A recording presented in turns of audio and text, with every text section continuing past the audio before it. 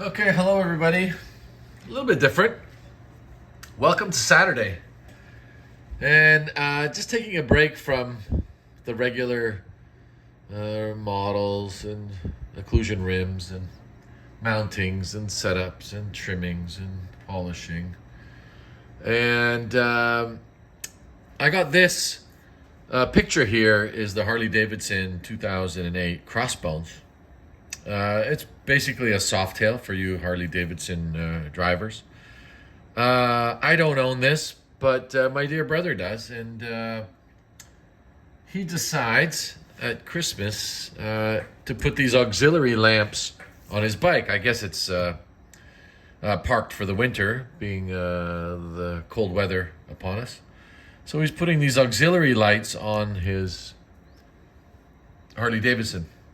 Now this Crossbones has got some skeleton motifs and let's just say some Germanic homage to this.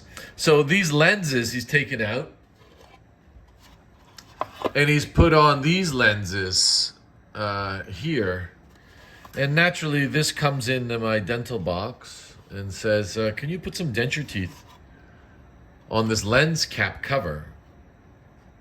It's going to go here and here. I guess two of them to go with the skeletal motif. I think there's like skeleton handles and the spine for the back rest and some rib cages around the gas tank. And these will go on the auxiliary. And I'm like, well, it's the holiday season. And I think that would look kind of silly putting the denture teeth here. And I looked at it and I'm like, well, this dollar store item's got, I guess they use the same mold top and bottom because it looks like central. So I look at this and I called him and I said, well, the plane of occlusion's wrong. The total ratio's wrong of all these teeth. So I don't think the denture teeth are going to look good. Actually, I didn't tell him that yet.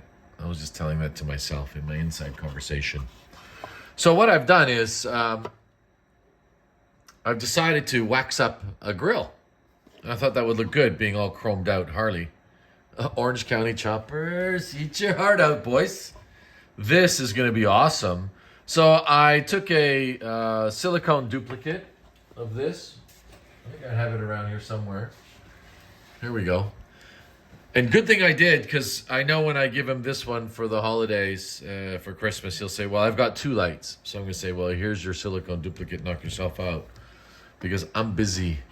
But I don't know what it's going to look like, but it's going to be cool. So I thought I'd wax it up, doing some crown lengthening for the centrals, and got the proper ratio in a class 1 occlusion instead of end-to-end.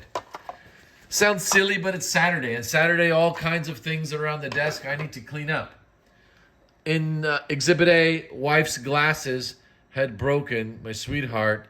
So I think you can see it if you zoom in. There's I kind of just crazy glued the back of the frame till her new ones are in so she could still use these frames, and try to hide the magic at the back and try not to show any kind of crack at the front. And the last thing you want is tape around your glasses looking like super nerd woman. So anyways, that job's done. Let me put those away. And my forever love is my F1 Skelectric slot car track. This is a vintage 1961 gearbox of my F1. I can show you the body just so you get a picture of these. Got quite a few. I'm restoring this F1 British Racing Green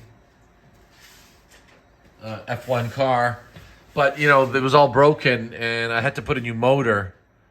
And with a new motor, the gearbox was in plastic all broken.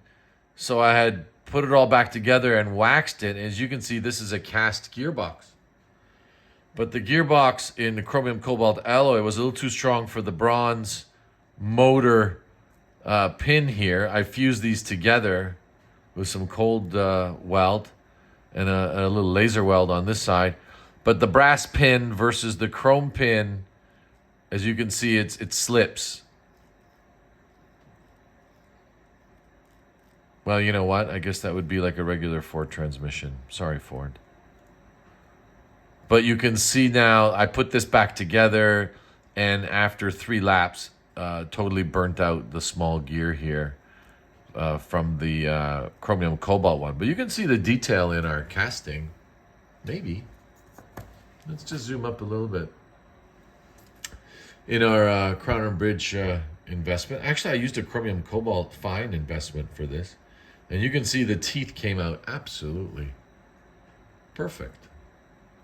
But unfortunately, I didn't cast the pin off this new motor, which is too powerful for today's old school Scalectrics, because today's are magnetized to the track. So that's another project. Let's put that off for another day. That didn't go too well. But let's see how this goes quickly. I mean, I'll do it in 2 parts. And naturally, I had to put 32 grams of chromium cobalt. Just made it. A little bit overkill on the sprues, but this was an afterthought. Let me cut these sprues off and see how we're doing. And we can zoom back out. Sorry for the noise. But you know what? If you're not using dental tools to fix daily items, I mean, then you're just not doing your due diligence. I find the dental tools, I just revert to the dental tools almost for like regular day-to-day repair activities around the house. There's always a handpiece being used for something that it shouldn't be being used for.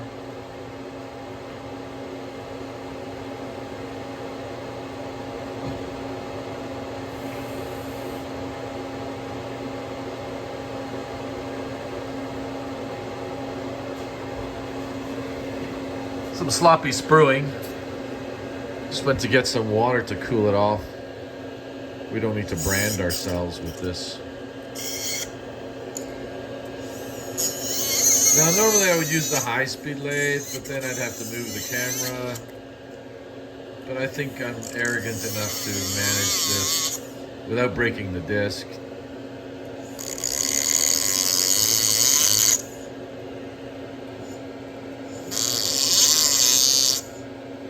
My disc.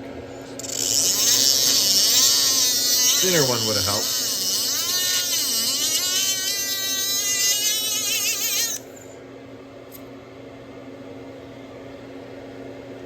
Sounds like my Scalectric track. Anyways, Saturday, holiday season, no time for this stuff. But since this is a one-time, one-off, I just thought I'd kind of videotape it because it kind of looks cool.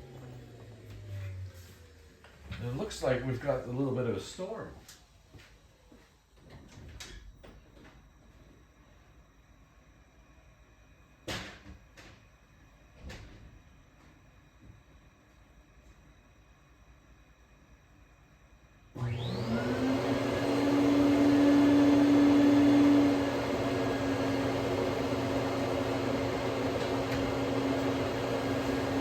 Well, just went to see what's up. You know what? Isn't that funny? You can't even script that. That's very odd. I know it's very windy outside, so maybe there's some trees interrupting with the service here.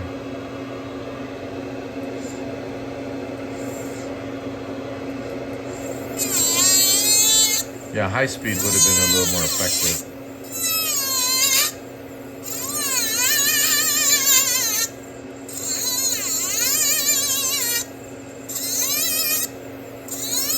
So you've all tuned in just to watch me cut a sprue painstakingly. Sure.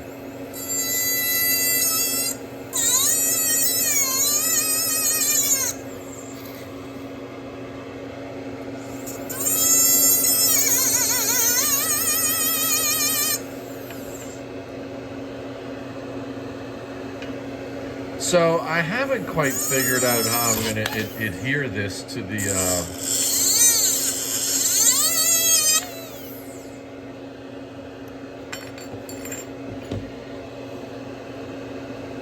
it's quite a grill. adhere this to this plastic mask. I did a little bit of rough trimming here to take some of the undercuts off. And, you know, lo and behold, it kind of fits awesome. That's going to look very cool. I mean, I've just acid etched it. Now I've got to trim it. I want to create some facets on this. And some excellent polishing. Maybe demarcate my embrasures a little bit better. Definitely the highlight of the bike. Anyways, stay tuned for part 2.